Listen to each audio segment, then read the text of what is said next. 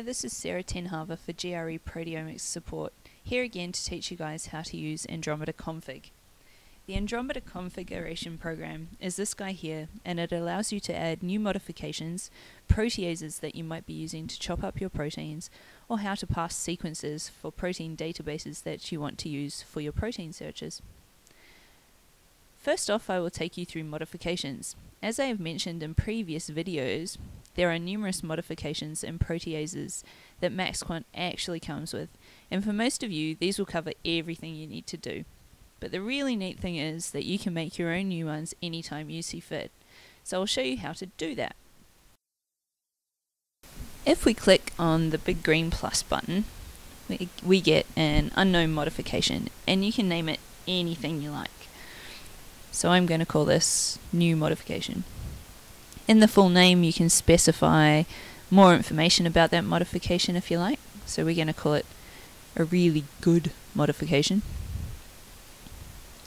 And these descriptions will come up in the title and description windows to the left. You then need to put in the composition of your modification. You do this by clicking on the change button, and this little window will pop up. You can select any of the elements and then select what number of each element you require for your modification, and the exact mass appears.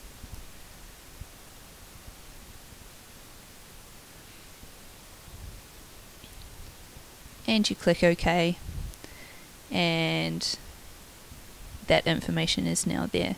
You also need to specify the position and type of your modification. So whether it's an isobaric label, a label, or just a standard modification.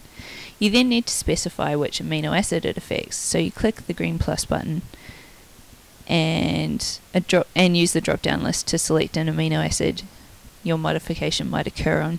You can also specify a neutral loss peak or a diagnostic peak. Then we have these things over here called correction factors. Correction factors are specific to iTrack labels. I will select one here as an example.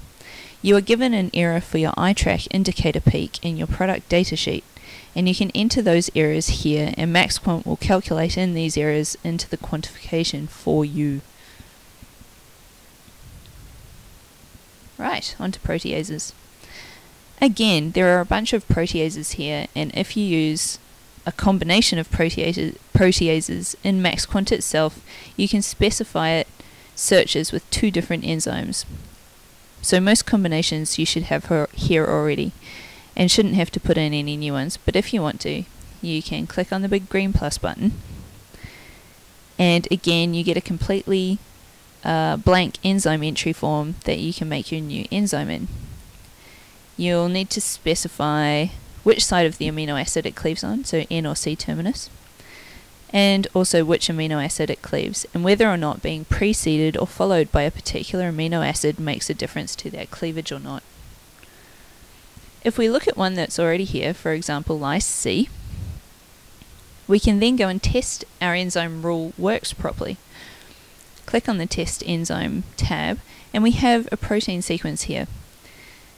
The program will generate the peptides that will arise from applying lyse C to that protein sequence, as you can see here. Right, on to sequences. So here in this window we have all of our sequences that have been passed, and Andromeda knows how to read. I need to put in some new ones, so I'll go ahead and do that. We again select the big green plus button and then load the new database. So you need to locate your file, and I want to select UniProt Human. At the moment it has an everything up to the first space rule, but we clearly need a UniProt rule. So click on UniProt, click on the wee calculator, and then we need to check that it's working. So click on the test rule, and we can make sure it's reading the database correctly, and it's extracted the identifiers, so it's definitely doing that. Now Andromeda knows how to read UniProt Human. I also need the Human First Search database, and look, I already have that here. So, if you need any help at all with MaxQuant, please visit the MaxQuant homepage at maxquant.org. where they have a Google MaxQuant help site, and you can post questions and get rapid responses on. You can also search the Google group and see if anyone has previously had the same problem as you, and there may be an answer posted already. Also, if you need any help with proteomics in general, please feel free to visit greproteomics.lifesci.dundee.ac.uk. All of our protocols and all of these videos are available here, and also our contact details. And of course the Lemon Lab website, always good for a bit of entertainment, albeit geeky sciencey entertainment. And also all of the Lemon Lab protocols and how we tend to do SciLac and use MaxQuant.